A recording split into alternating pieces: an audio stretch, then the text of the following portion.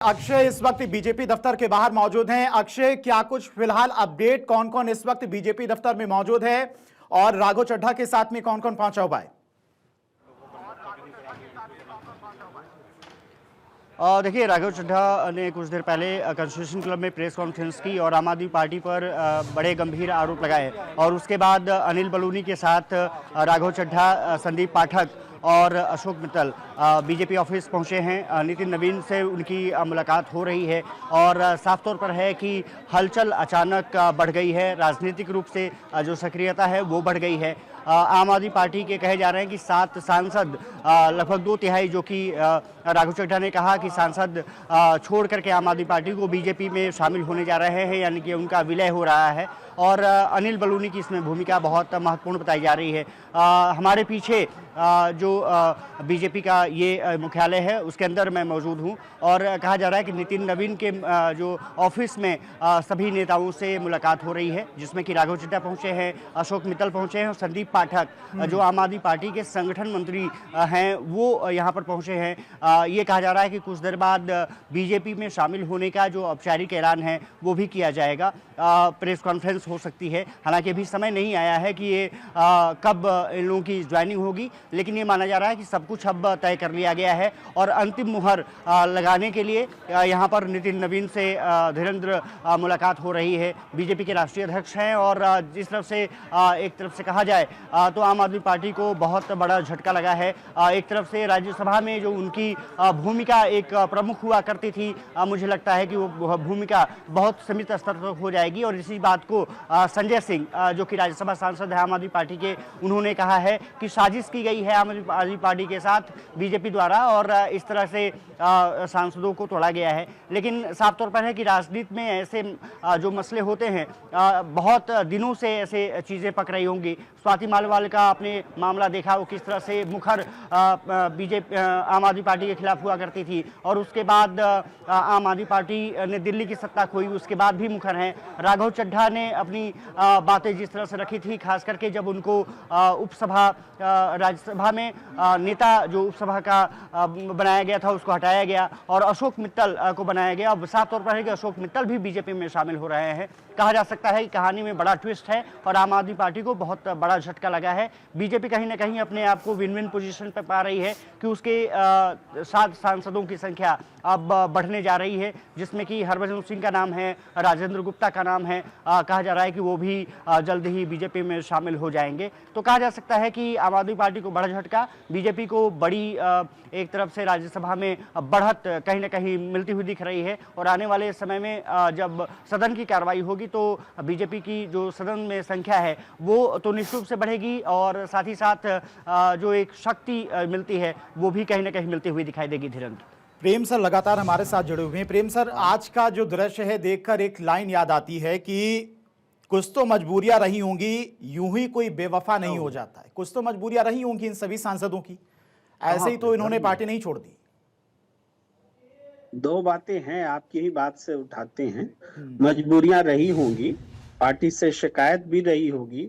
अरविंद केजरीवाल के लिए जो नेगेटिव बातें हैं जो सर्वेश पाठक जी बोल रहे हैं वो भी रहे होंगे, लेकिन उसके रहते हुए अगर ये पार्टी से अलग होते, एक नई पार्टी बना लेते, तब तो वो सैद्धांतिक डिफरेंस कहा जाता। लेकिन ये घटना जो घटी है, इन जो टूटने वाले विधायक हैं, इसको दरअसल बीजेपी ने पूरे तरीके से तैयारी करके तोड़ा है और अपने से जोड़ा है। ये सिर्फ पार्टी से अलग होने की घटना नहीं है, ये बीजेपी में जाने की घटना है। अगर आपको सिर्फ आइडियोलॉजिकल डिफरेंस या कुछ किसी किस्म का डिफरेंस था पार्टी के भीतर तो आप पार्टी तोड़ सकते थे, लेकिन आपकी क्या आइडियोलॉजी थी कि आप जिस बीजेपी से लड़ते हुए सत्ता में आए, बीजेपी नहीं तो जिसने आपको सत्ता से बेदखल किया दिल्ली में, राघव चड्ढा ने कौन कौन से पार्टी गाइडलाइन का उल्लंघन कर दिया? कौन से मुद्दे उठा रहे थे? गिग वर्कर्स के लिए मुद्दे उठा रहे थे, राज्यसभा में बोल रहे थे, जो महंगाई है और जो एयरपोर्ट पर कैंटीन है, ये तमाम सारी जनता से जुड़े हुए मुद्दे हैं। इसमें कौन से पार्टी का उल्लंघन कर दिया? कौन सी गाइडलाइन का पालन नहीं किया आम आदमी पार्टी की? आपको एक बात समझनी पड़ेगी कि कानून में और कानून के अनुपालन के लिए निर्देश में बहुत फर्क होता है। जैसे हम लोग चैनल में भी काम करते हैं तो चैनल एक कानून के हिसाब से चलता है, सूचना मंत्रालय है उसके लिए, लेकिन उसको बनाने के लिए अंदर में दिशा निर्देश होते हैं। दिशा निर्देश कभी हावी नहीं होता। उसी तरीके से गिग वर्कर्स के लिए आप कानून बनाने के लिए राज्यसभा उच्च सदन में बैठे हैं, उसका day to day problem solve करने के लिए नहीं बैठे, उसके लिए एडमिनिस्ट्रेशन है, उसके लिए सिस्टम है। ये कानून बनाने वाली संस्था को अगर आप दिशा निर्देश पूरा करने वाले काम में उलझा देंगे तो आप उस संस्था का दुरुपयोग कर रहे हैं, अपने पद का, अपने अधिकार का, अपनी उपयोगिता को खत्म कर रहे हैं। इस बात को समझना पड़ेगा। इसलिए कोई जन विरोधी काम नहीं था, लेकिन जब आपके पास में एक महाभियोग के लिए पत्र लाया जाता है, पार्टी पॉलिसी से हट के आप उसमें साइन नहीं करते हैं, ये पार्टी विरोधी का एक्शन है।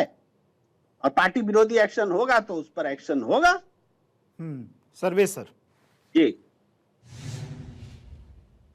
कहा कि गिग वर्कर के लिए कानून बनाने का काम है, आप उनके जो ये है दिशा निर्देश नहीं दे सकते। छोटी छोटी चीजें, भाई राजनीति में एक ही ढर्रे पे चलना क्या जरूरी है क्या?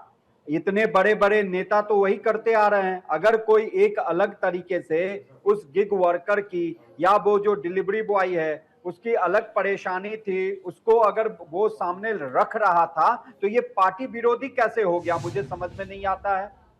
आप पार्टी, आज तक तो उन्होंने पार्टी विरोधी कोई काम नहीं किया। स्वाति मालीवाल, हाँ, वो पहले से मुखर हो गई थी क्योंकि उनके साथ ये किया गया था। राघव चड्ढा के साथ तो कभी कोई सोच भी नहीं सकता था कि ये राघव चड्ढा अरविंद केजरीवाल की पार्टी को छोड़ेगा।